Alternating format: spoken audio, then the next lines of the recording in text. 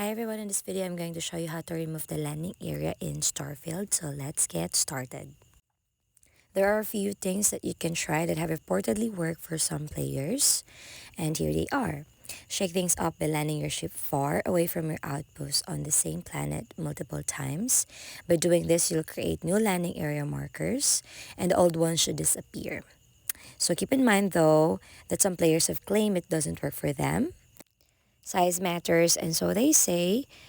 Some players believe that the type of landing pad that you might use be the culprit. So if you're using the small one, then try switching it for a bigger one and see if that does the trick.